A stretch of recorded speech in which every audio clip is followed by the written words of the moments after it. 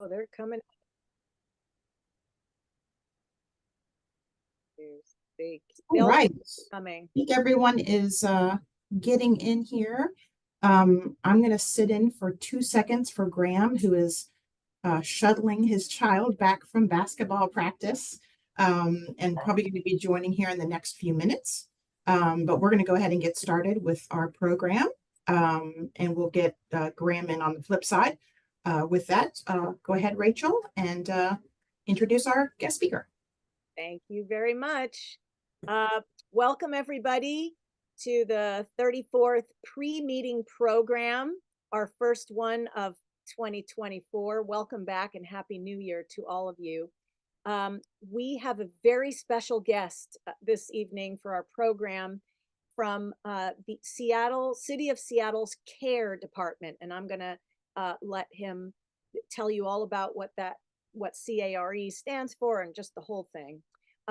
So Devonte Bell is our guest of honor today. Devonte has been with the Care Department since January of 2020, where he started as a lateral dispatcher. Prior to moving to Seattle, he worked as a 911 dispatcher in Charlotte, North Carolina, where he dispatched for 3 years. So he's very familiar with the 911 system and how it works, and you can ask questions at the end of the program about anything to do with that if you have interest there. Since being with the department, Devonte has worked as a 911 floor supervisor, managing call takers and dispatchers, also the former president of the Seattle Dispatchers Guild. And Devonte also served in that role for 2.5 years prior to transitioning to the current role where he is now. His current role is the strategic advisor for 911 community engagement, and he has been in this role since November of 2023. Everybody, please raise up your hands and let's give a nice warm 34th LD Dems welcome to Devonte Bell. Devonte, it's all yours. Awesome. Thank you so much, Rachel, and thank you everybody for having me here. It's an honor. I enjoy speaking to the community, speaking to community members, and getting the message out about the Care Department. Just a little bit more about myself before I get into the presentation. I do have my bachelor's in political science. I went to university at University of North Carolina, Charlotte, before deciding to up and just move to Seattle for no specific reason. Just like the weather, and figured why not move across the country away from, all my family that's on the East Coast. So yeah, my current role, as Rachel mentioned, is community engagement. So a lot of this is going to community meetings, spreading the message about the new care team, about the new crisis responders, and about 911 in general, and educating the public about 911. Seattle has never been great about educating the public about 911, and so that's what I'm here for. But I'm going to jump into the presentation. I will say, if you have any questions, feel free to cut me off and ask the question. Actually, Devonte, I'm sorry to interrupt, Oh, but if you have questions, I would like that if we can just have Devonte allow him to get through his whole um, presentation, because he may answer a question that you have from by the end of the program. So let's let him go all the way through. Please write down your question, or you could even put it in the chat, and we'll do all questions at the end, and we will have at least 15, maybe 20 minutes for questions. So we'll have a nice leisurely time to do question and answer. So Devonte, okay. please, Awesome. unfettered, do your presentation. Yes. So hopefully you all should be able to see my screen. Let me know if there are any issues there. But the Seattle Care Department is the newest public safety department within the city of Seattle. It was one of Bruce Harrell's major initiatives that he wanted to push, major campaign promises. It stands for Community Assisted Response and Engagement. The idea for the Care Department is to be a larger department encompassing multiple different divisions. So right now you have the 911 center and the care crisis responders. Eventually we'll have more under our umbrella.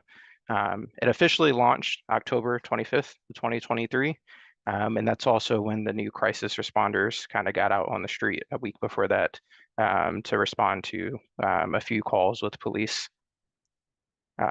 So the mission of the care department is to improve community safety by unifying and aligning the city's community-focused public safety investments and services to address low-risk calls for behavioral health matters through diversified responses that are evidence-based, effective, innovative, and compassionate.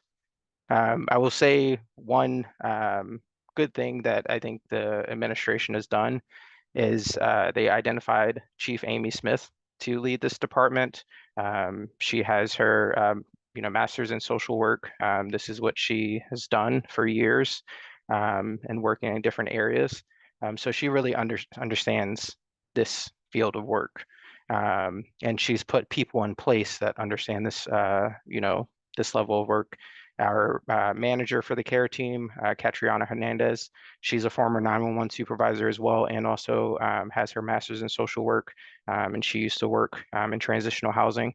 And so she understands both sides of it with 911 and the care side of things, as we call it, with the social work stuff. So they've done a great job with hiring Amy because she is very focused on kind of unifying every city department that we engage with, and also getting a lot of the services that are duplicated throughout the city to kind of come under one roof, so we're not duplicating efforts across the city for no reason. So as I mentioned, right now we have three department divisions, technically two, but eventually it will be three. So the Seattle 911 Center, the Care Team Community Crisis Response, responders, excuse me, and then the community violence intervention. That hasn't come yet, but the mayor is planning on moving violence intervention under our department. As far as the Seattle 911 Center, we have been our own department since it was June of 2021 when the former council pulled us out of Seattle Police Department's budget. At that time, we were the Community Safety and Communication Center. And then over the past year is when we transitioned to the new care department and started building this larger overall department. So the Seattle 911 Center is the largest public safety answering point, or PSAP, in Washington. We answer 900,000+ calls a year. And we are the first responders. I say we because I used to work in there, and I will always identify as a 911 dispatcher. But the call takers and dispatchers currently on the federal level, they are classified as clerical workers, which annoys a lot of us because we are not clerical. Not just anyone can come in and be a 911 call taker or dispatcher. It takes a special person to handle that job. But we're the public safety data hub and control center for emergency responses. And we coordinate with our regional and national partners to be innovative. So we're the main answering point. So anytime anybody calls 911, if you ever had experience, you'll know you get Seattle 911 first. And then if you need fire or medics, we have to transfer you to fire and medics. So they're the secondary PSAP within the Seattle region. That's typically in most places, you'll have police, fire, and medics consolidated into one 911 center. But currently in Seattle, that's not the case. Maybe one day that may change. So we deal with primary response as with police. So any obvious emergency demanding immediate action. Also secondary response. Those are usually like our non-emergency calls. It can typically be a person that needs help, welfare check, but a lot of it can be follow-ups, report type calls. And then adding the diversified response with the care team, that's where we're adding the dual dispatch. So that's where, a 911 call taker will get a call, say they identify a call as a person down or a welfare check right now in the downtown core. Once that gets sent to the dispatcher for West Precinct, they will get the call, they'll read the notes, the narrative of the call, and determine, oh, this is a call where I can send police and also send the care team. So they'll dispatch 2 officers generally, and then also the care team to hopefully arrive at the same time. Typically, officers will get there just to make sure that the scene is safe and secure. If they don't need to make any enforcement action, then we have the care responders come in. They'll talk with the officers hand it over, and they'll do what they have to do there. We want our 911 center to be, again, the main data hub, to be data driven and decision-making processes to help with inform our policies and practices. That's the one thing that Chief Smith is pushing, is to have 911 inform us going forward with where the concerns lie with public safety and how we can better the diversified response. And really the big message that we're really leaning on is the message that Mayor Harrell is pushing of One Seattle. So making sure that public safety stands behind that as we're all working together, SPD, SFD, and the care department. And we're really pushing that message out with a lot of media and videos that we're doing, showing how SFD, SPD, and the care department all interface with each other. Because you might have times where police, fire, and the care responders are responding to the same call. Fire determined that it was no longer a medical need. So police asked for the care responders to come there, and the care responders, offer their assistance that's needed. So this is just a graph. Amy loves Venn diagrams. She likes to just show kind of how we interface with each other. You have care in the middle dealing with the low acuity calls. One thing I like to mention to everybody, because I think it was something that people were hung up on when this all came about, is that people were very focused on, oh, what are the priority 3 calls? What is a priority 3 down person? So on and so forth. The priority type does not matter. I mean, we can have a priority 1 down person that police responds to, and they ultimately get out there and say, hey, we can have the care responders come out here and do their job. Same with a priority 2 call. And that has been happening where officers are getting out on priority 1 or priority 2 calls, and they ultimately determine this is not something for police, so we can ask the care responders to respond. The only thing it changes for the dispatchers is that dispatchers will not dispatch the care team immediately for a priority 1 or priority 2 call, unless the officer asks them to. Now, if it's a priority 3 call, then we can dual dispatch. But as of right now, we won't dual dispatch for priority 1 and priority 2. But I just don't want people to get hung up on the priority codes because if people were to look into it, we don't have a lot of priority 3 down calls. It's not really a thing within our center, at least not right now with our current policies.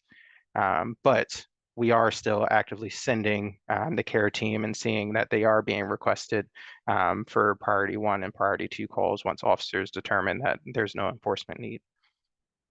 So obviously SPD and SFD are handling the higher acuity calls. Any calls with safety concerns, SPD is handling, and obviously any calls with medical concerns, SFD is handling. The care team, just that they're out there, they do have Narcan, so if they ever stumble across a overdose or anything, they are able to assist. But right now, what we're telling them is if you do assist, make sure you radio in to get police and medic en route as well, so that they can offer care. So the community crisis responders, currently we have 6 responders. They work in 3 teams of 2. And again, they are dispatched with SPD. Right now, their geographic scope is the downtown corridor. So they don't really go north of Denny, and they go just south, just about the Soto area. They work 11 to 2300, so 11 a.m. to 11 p.m. And really quick, just to go back to the geographic area, that area is a soft kind of area. They are allowed to go outside that area. So if you have an officer that's outside that area, ask for the care team, they are allowed to say yes, that will respond. It doesn't happen much, but they can. And they also will transport outside the area. I know within their first month, they had to transport somebody to down past Tacoma. So they will go out of their way to transport people if they need to. Again, They deal mostly with down subjects and welfare checks. That's the typical rule, but going back to what I was saying earlier, police can request them for other things. If they go out on a disturbance, let's say, and it just ends up being someone who needs housing assistance or some other assistance, and they're not a threat and there's no enforcement action to be taken, police can uh, offer to call the care team to offer any services that they can, or offer snacks, blankets, things like that. And then we do have Mark 43, which is the reporting system that SPD uses. Mark 43 is actually going to be used for the care responders as well. They won't be able to see any of the police side of Mark 43, so they won't be able to see people's criminal history and things like that. But what they'll be able to do is actually put in profiles with people's crisis response plans. So maybe add in there that, hey, if you talk about this person's cat, it's going to make them angry. Or if you talk about their cat, they're going to love that. And that's, how you get them to calm down. All the things that will help them and, kind of assisting a crisis subject.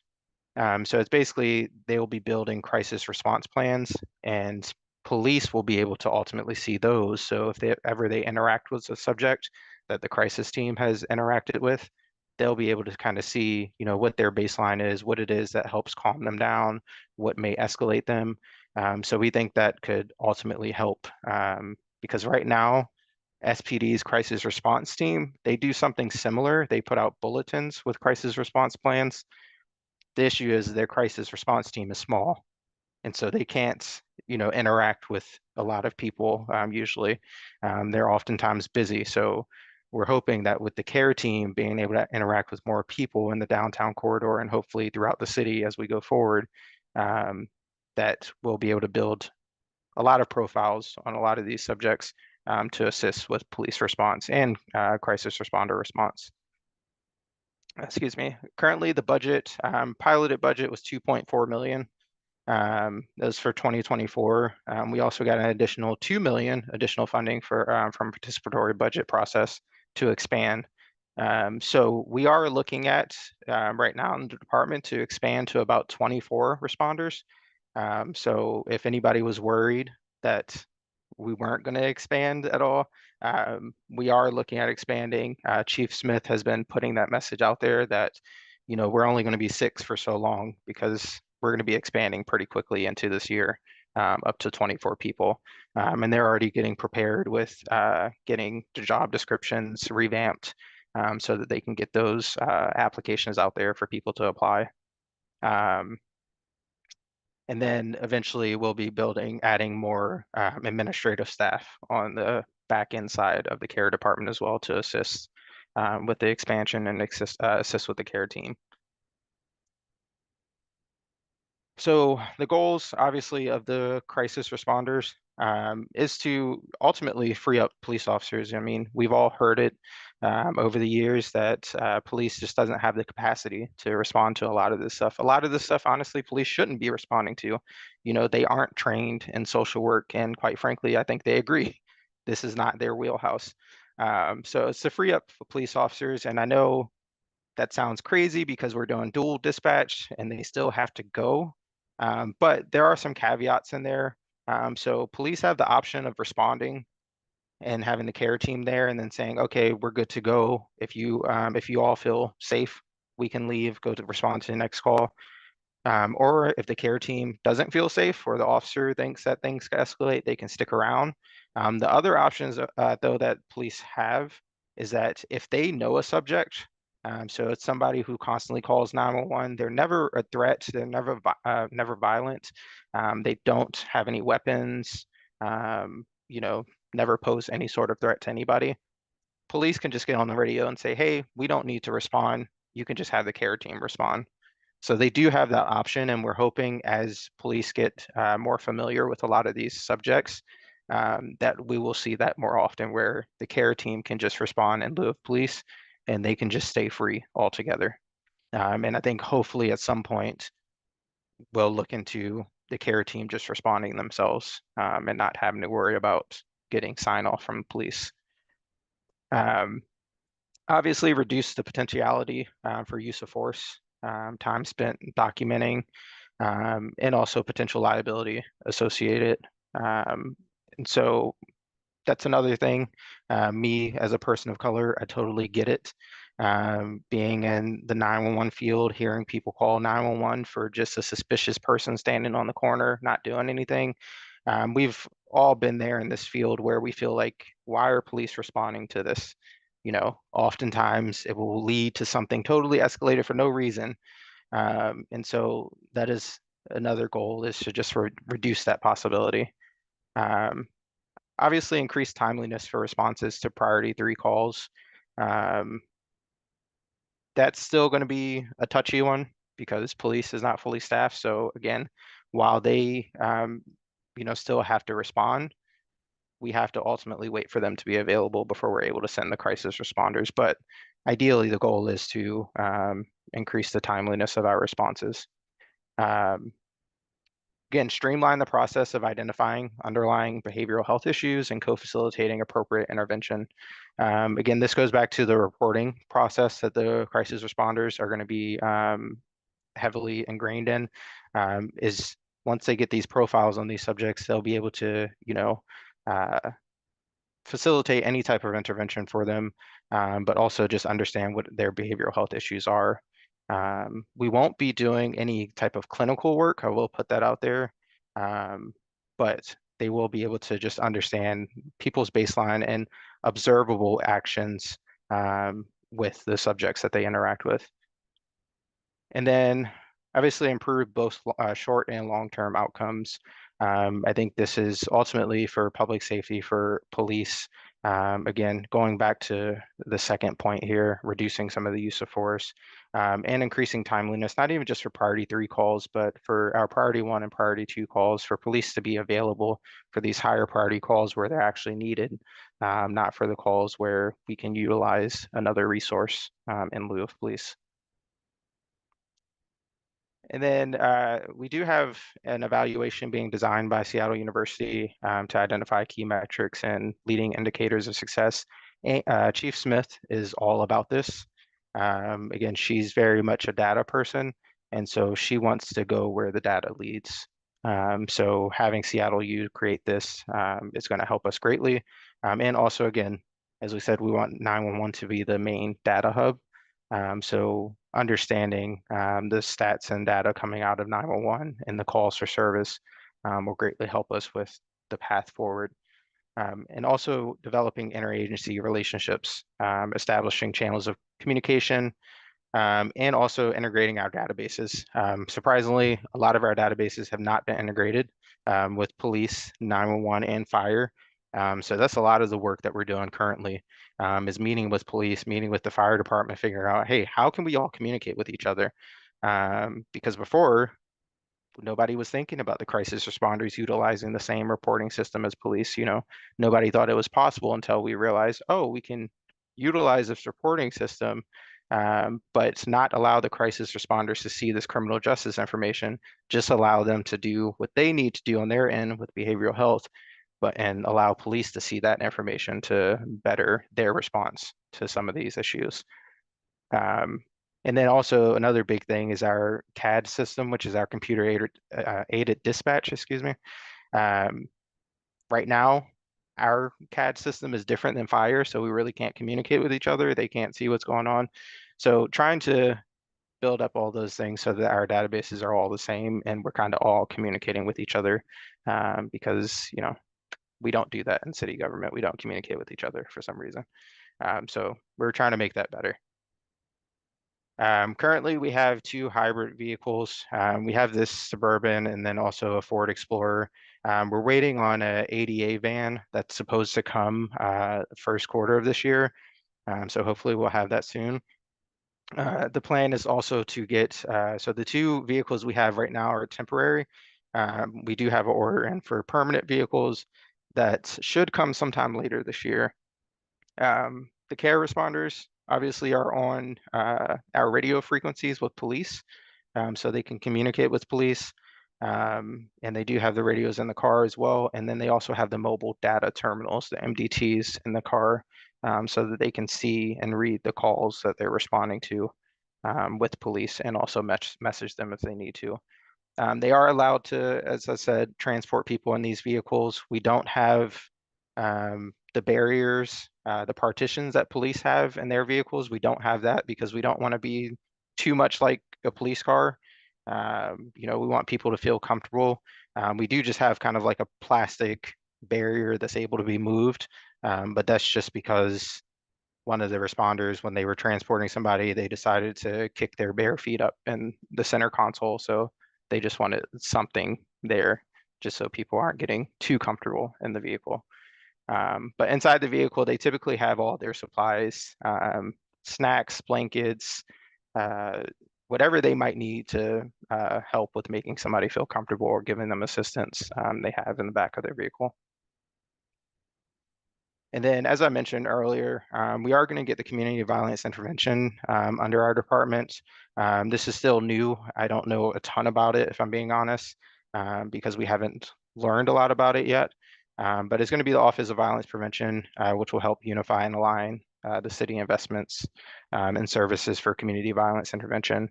And I think Sean will probably be working closely with this and implementing the multi-pronged set of evidence-based approaches to address the community violence, both upstream and downstream, that we're experiencing right now in the city. So again, I don't know a ton on this program just yet because I haven't had a chance to really speak with Amy about it, and I don't think they've made any progress on it yet, but it is supposed to come this year. And that is the PowerPoint that I have. So I am more than happy to take some questions. Rachel, I'll just go ahead and go first, and maybe that will get some folks percolating their own ideas for questions. And if I you, have about 14, so no, just kidding. if you have questions and you want to type them into the chat, I will also help to prioritize, like in order of when the questions come in. Please think about, you can do that too. Sorry to interrupt, Carla, but I just want to No, let you're good. people know. Yeah, definitely. Either raise your hand or put them in the chat. We will get to all of them. We have plenty of time. So Devontae, thank you for your work. This is like my heart issue, huge part of why I choose the candidates that I choose to support. This is a big, big piece of it. And one of the questions I had is around, is there some reticence within your boss's head, your department, not the rest of the world, the mayor and such? Is there something that is keeping you all from not pushing for more independent care only response? I think one of the big, at least from my thought processes, one of the big bonuses of this is that we can take those officers who are responding to things that they don't need to respond to because it's not their skill set, and put them in a better place to respond to a violent call of some other nature. It sounds like everything's very much dual dispatch now. Do you think that we might move potentially toward that, going, right out of the gate with a care responder instead of a police person with a badge? Yeah, good question. So I think as of right now, I don't see it happening anytime this year. And I say that because Chief Smith is very much data driven. So until the data tells her that we can take that route and there will be no harm to our crisis responders, I think that's when she'll start to push that. But I think the biggest hindrance is the police guild. And coming from a guild background myself and labor, I understand it to an extent. Don't get me wrong, I understand it to an extent. But that's really the biggest hindrance, is that they held all the cards over this last year with, hey, this is our work. So I think the city, and I wasn't involved in these conversations at the time, but I think the city had to find a way to say like, oh, this is still your work, but we just want to include these other people. And so I think once this pilot continues, And we see that, oh, these crisis responders, they're fine. They feel safe on all these calls. We don't need police to respond because there have never been any instances of them feeling unsafe or getting hurt. I think that's when you'll possibly see us start to push for, hey, we can just send the crisis responders alone. And we do have the crisis responders. After each call, they do fill out a survey to detail what the call was, what services they offered, but also, did you feel safe? Did police, give you all the information you needed? Were police even needed in the first place? So we are gathering that data so that when we do get further down the line, we can make that argument to say that, hey, we can just utilize the crisis responders. And I do just want to add, from our earlier conversation, that with this current council, while it is a bit more moderate than the previous council, we are still optimistic as a department, and Chief Smith is very optimistic that our department will continue to grow. I think most people in the city will tell you the only department you will probably see grow this year is our department, because they are so focused on investing in this crisis response.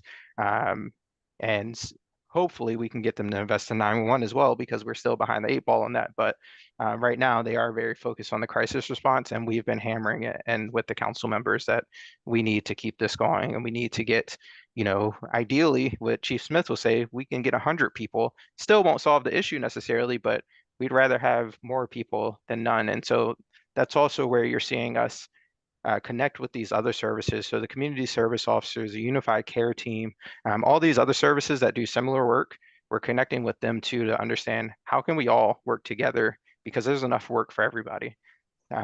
So we're getting it out there to, cover all of our grounds. Awesome. Thank you so much. Thanks for answering 2 questions there. I do have a third, but I'll defer to the hands raised. Rachel, you want to moderate the hands?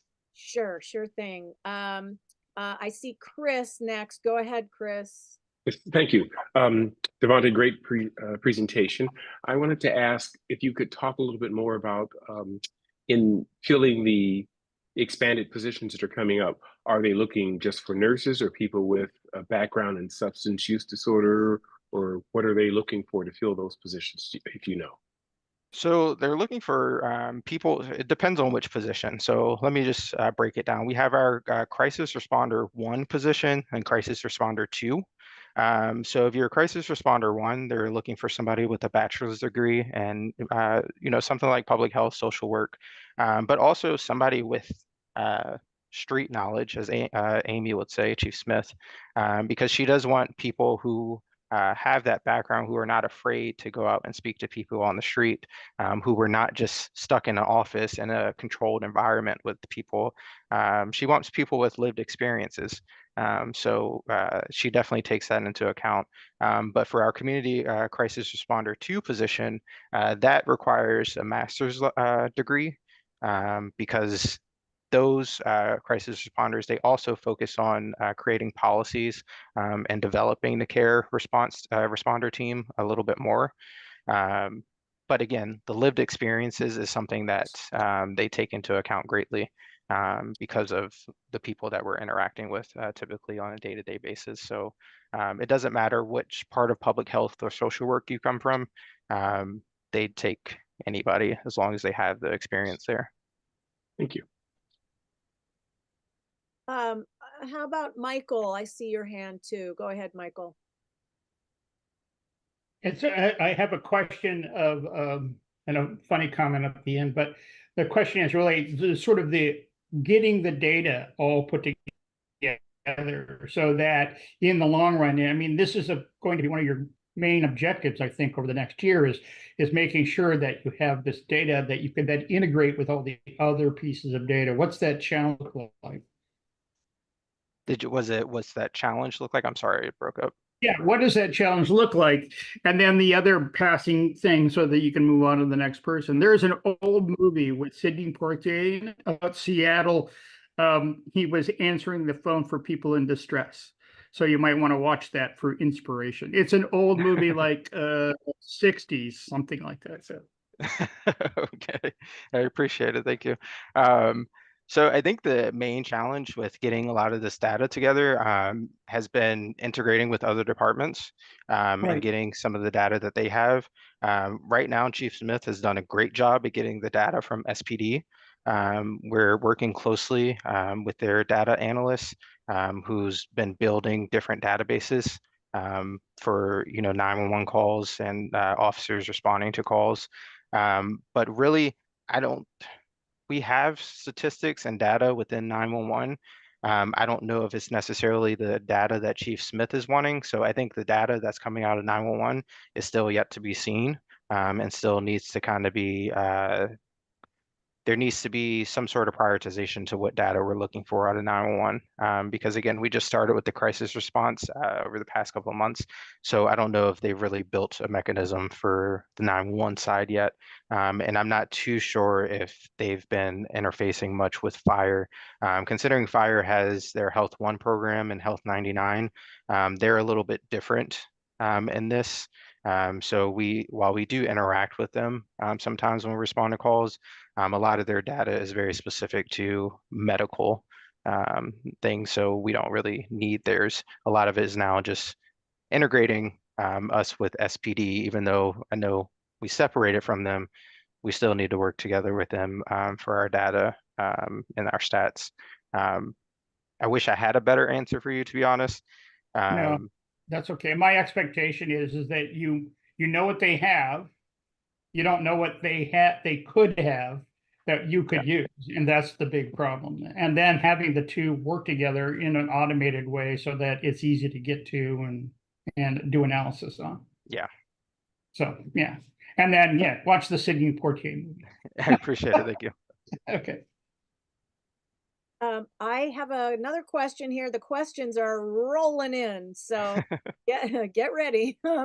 Anne had a question about the ability of the care team to make referrals since you all aren't providing direct clinical care. So the care team, we're getting them right now, they technically can make referrals to the Crisis Solutions Center and for housing. But that's from what we've been getting, the comments we've been getting back from the care team, it depends on who's working.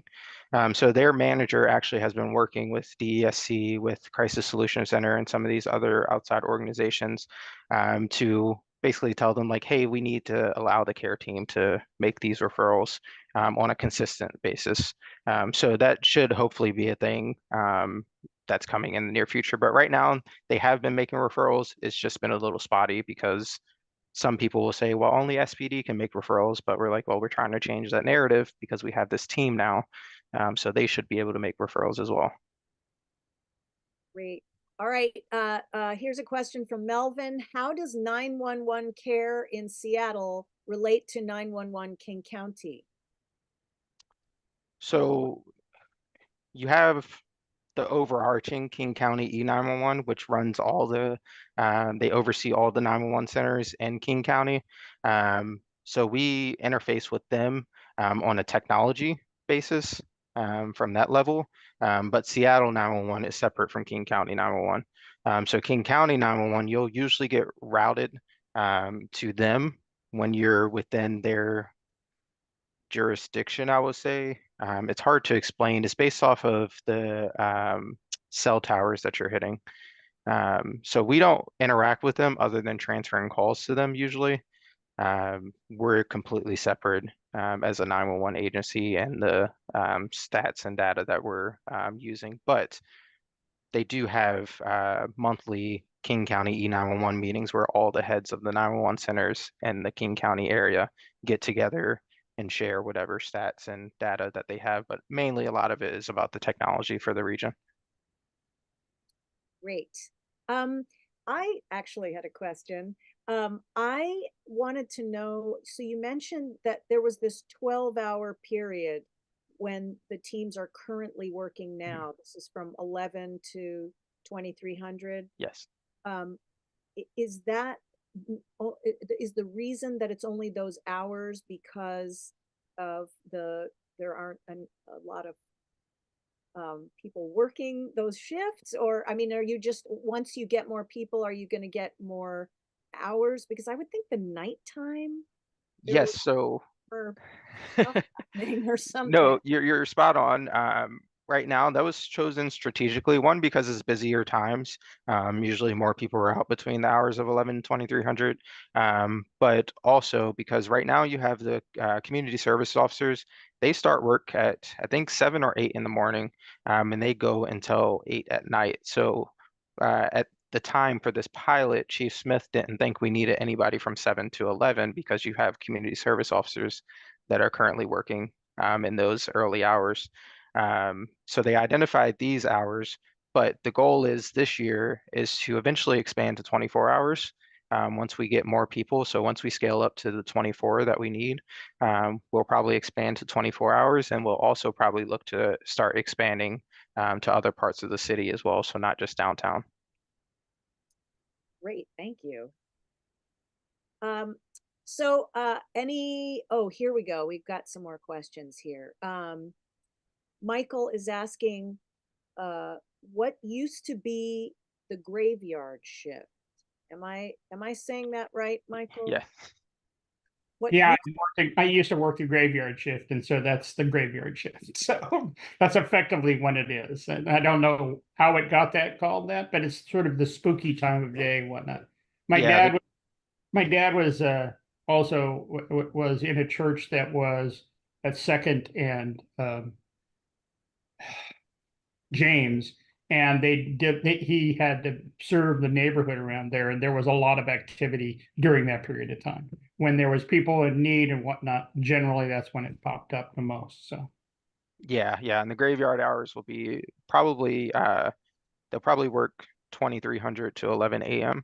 for Yep. graveyard. So yeah, with the 12-hour shifts that they're currently doing. Yep. But yeah, you're right. That is when more people will probably be visible on the street, and more people are in need around those times, especially in the colder and hotter months Yep. when they need assistance.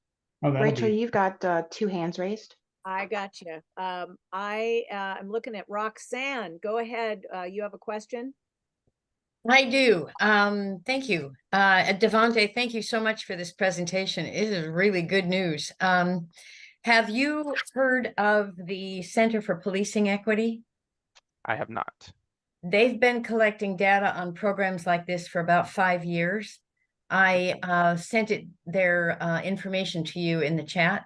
Awesome, thank you. You might find I've spoken with the one of the 2 heads of the organization. Mhm. And they're doing incredible work across the nation. They did have a short relationship with the Seattle Police Department, but they have massive amounts of data that might be supportive for what you're looking into. And yes, thank you. And then last question for me is, as an organization, is there anything that we can do to support you? Yeah, I mean, besides the obvious of supporting the care responders, I think that's the biggest thing, is continuing to basically let everyone know why this is so important, to have crisis responders, to have this alternative response aside from just police or fire. But the other message that is big for me is getting out that we need more 911 personnel. We can have, 1,000 police officers, 1,000 crisis responders, but without 911 personnel to answer the phones or to dispatch these people, we don't have anything. And so Seattle has never really done a great job at building up 911. Right now, we're behind the 8 ball, probably by 50, 60 people that we probably should need to be considered staffed appropriately. So really, that's kind of the biggest advocacy for me, is pushing out that we need more. We need to expand our 911 center. One, so that we can better serve the public, honestly. We have a question from Julie. Go ahead, Julie, with your question, please. Oh, hi. And I agree with the last speaker that this program is really, really good. And you've given us lots of information, very informative. My question is this program, if you want to call it that, available in other areas outside Seattle, like north, south, the west side, Port Orchard, any other areas? So I'm not familiar with any that are in Washington. We've been going to other states to view their programs, namely Durham, North Carolina. They have a program similar.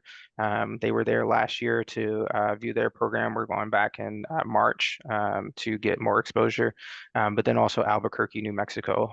Those are the two kind of cities that we've been looking at. Denver is also one that they traveled to that they kind of used as a model, but mainly Durham and Albuquerque. I'm not familiar with any other cities within Washington that has done anything like this. And I will go further to say that we are extremely unique in the fact that we created this third public safety agency that's not really seen anywhere else in the country.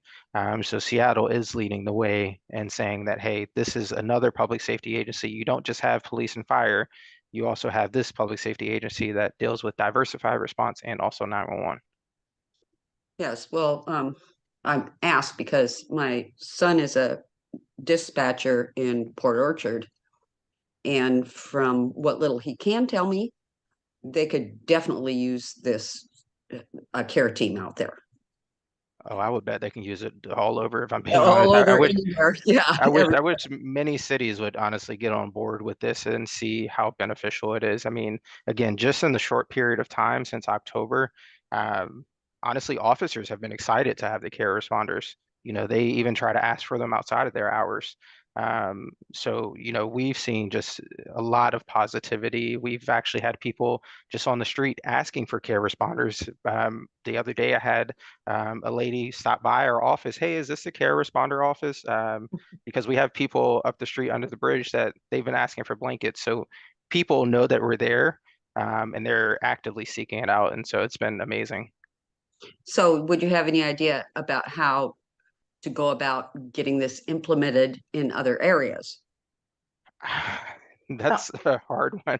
Let's, maybe that's something we could take offline. I don't know, maybe we could get Julie connected with you to get a name or Yeah, someone and that I we would. could share. I would just throw out there really quick that Chief Smith is her focus this year. They want her to start taking this to the state and national level to start kind of advocating for this across all areas. Thank you. Rachel, just a quick time check. We've got about 10 minutes, and I know Elizabeth Heath has had her I'm question in the chat. I got you. I got you. Elizabeth, you have a question. Go ahead.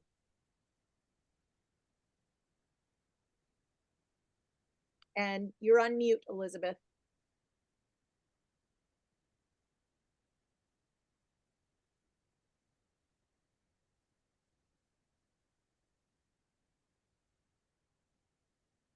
You're still on mute, Elizabeth. I was having trouble accessing the button to push to get on. I have my question. I've been trying to get through. I've been sending chats to various people, but here I am. Would you please explain the priority call number system? You refer to 1, 2, 3, 4, I think, and I don't know what they are. And then the second question you answered. The third question was, you mentioned innovation from contact with care programs in other areas. That was in your PowerPoint presentation. And I'm curious about what kind of innovation has happened, or do you anticipate? What would you call innovation? You know, what is that about? So those are my two questions. Thanks. Yeah, so really quick, the priority system is, and this is kind of like a summary, I'm not giving the exact language that's in our policy, but basically a priority 1 type code is imminent threat to life. So an active emergency where somebody's life is in danger, that is a priority 1. A priority 2 is anything that could potentially escalate to lead. It's an active disturbance or active event ongoing that could potentially escalate to be an imminent threat to life. And then a priority 3, that is more of just kind of like a report, no threat to life. Those are usually your welfare checks, assist the public calls, Calls where there's really no crime in progress, something happened, you know, either a few hours ago or a few days ago, a couple weeks ago, and the suspect is not there. So priority 2 and priority 1 is typically suspect on scene or just left the area. But priority 1 has that extra element of there's a threat to imminent threat to life at that moment. As far as innovation, if I'm being honest, I can't really speak much to that because I haven't really seen it yet. Again, since we're still so in the early stages of it, I don't know what that looks like. I think really the biggest innovation that's being pushed right now is the fact that we are this third public safety department that is consolidating all of these different resources into this department to basically be one large resource to assist. And it'll make better use, I think, of public funds to just have all the resources under one department instead of divvied out all over. I would say that's the biggest innovation right now. I think we're still trying to figure out how we can take this further.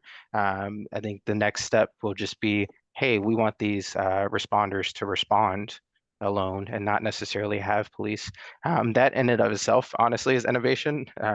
You know, I know it sounds terrible since, you know, we should have been here by now. But that will be innovative of itself. But I think the other thing I would mention is 911 being the main data hub and being so data driven. I don't think anybody's ever really thought of 911 as being a data hub. The only reason they would think of it being a data hub is for their staffing, is for overtime, mandatory overtime, right? They never thought about it for public safety and how we utilize these stats to push our message about you know, the need for more crisis responders based off of the number of crisis calls that we're receiving, nonviolent calls that officers are responding to. So those are just kind of the things off the top of my head that I would think of as far as innovation. As far as anything else, I can't really say honestly at this moment. I know this has been great. What about state funds?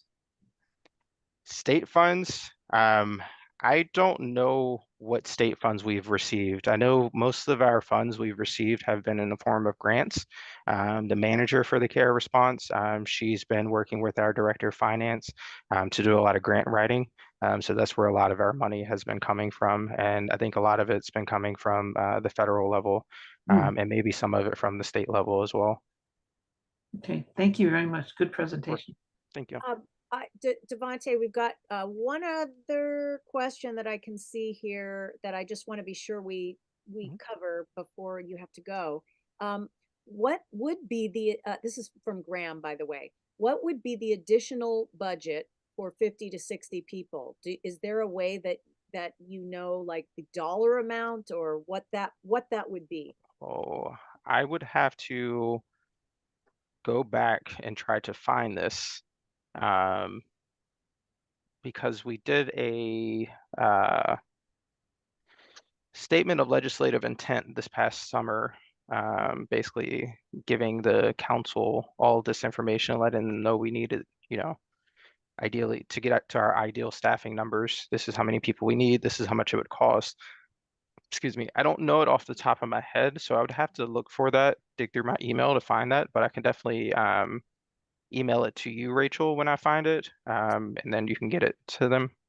Sure will do that. I do have a follow-up on an earlier question that I hope we might be able to cover also before the end of the program. And that is the fact that you need more people. And so is there an active recruiting process going on? Is there a way that we can get the word out to folks that might fit the criteria that you were talking about, who would be good, you know, good fits for these jobs? Yeah. So we're kind of always hiring. If you go to the City of Seattle jobs website, you'll see usually the first link there is 911 dispatcher. And so we're typically going out to career fairs. I just started reaching out to the school districts because we're one of the few agencies that hire people at the age of 18. And so I've been thinking for students who may not want to go to college, but still want a decent job, hey, 911 pays great. I mean, we start right now with $31 an hour, and that's actually about to increase once they get their pay raises. And so it's a great job for somebody who's 18, 19, just getting out of high school and may not want to go to college and, want to figure out their life. So we're reaching out to them to go to, the high schools. We've been going to college job fairs, and also going down to JBLM to talk to active military as well, because we find a lot of them like to apply sometimes to different public safety agencies. Or when But they retire, because a lot of yes, military retire a full 20-year career yeah, by the time they're 38. And yeah, so yeah. they're young. Right. And it's a difficult thing to say what's driving people out. I think it's just the stress of the job, the fact that it's shift work. And you spend more time at work than you do with your family. And then you have mandatory overtime. So there's a lot that goes into why a lot of people have been leaving, but we're trying to change that, eliminate overtime and just make the culture better, to hopefully keep people around. But we're definitely actively pursuing people, and we typically have a decent number of applicants any given time. Great, great. All right, I think we have covered all the questions for today. So let me just take this last moment to thank you so much for being with us one more Of course. time. And if everyone, again, let's just wave our hands in the air. That's all we can do on a Zoom box. But thanks again so much for being with us and sharing your time. And Of course, I appreciate it, and I just want to let you know if you would like me to come back either in the middle year, at the end of the year, to give an update, I'd be more than happy to, because again, I'm sure things will be rapidly changing this year, and we'll hopefully be adding those additional positions and kind of expanding more, and we'll have more information for you guys. That's great. Thank you so much. Of course, thank you guys. I appreciate it. Thank you. Thank you. All right, thank you, Devante. What a